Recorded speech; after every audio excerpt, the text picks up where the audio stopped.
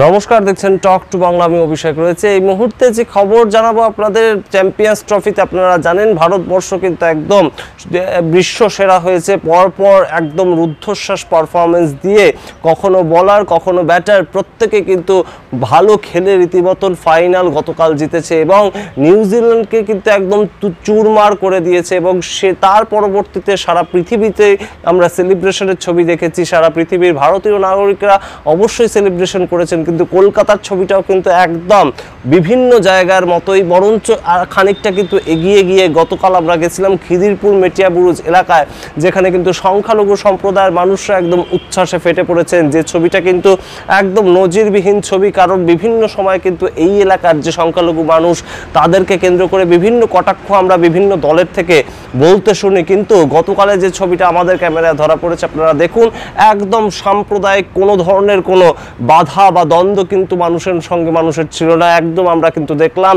যে একদম প্রত্যেকেই কিন্তু ভারতবাসী হিসাবে তাদের যে উচ্ছ্বাস সেটা পালন করলো। সেই ছবি অবশ্যই দেখাবো আপনাদের, একদম খিদিরপুর মেটিয়া বুরুজের ছবি, যেখানে তাদের গলায় কিন্তু রোহিত শর্মা, শুভমন গিল, বিরাট কোহলি প্রত্যেকের জন্যে যেমন ঠিক উচ্ছ্বাস রয়েছে, যেমন ঠিক উন্মাদনা রয়েছে, ঠিক তেমনভাবেই মেরা ভারত মহান এই কথাটাও কিন্তু বারংবার তাদের উচ্ছ্বাসের কেন্দ্রবিন্দুতে এসছে। আপনারা দেখুন সেই ভিডিও। অবশ্যই আমাদের সবার গর্বের মুহূর্ত, চ্যাম্পিয়ন্স ট্রফিতে ভারতবর্ষ কিন্তু একদম বিশ্বসেরা।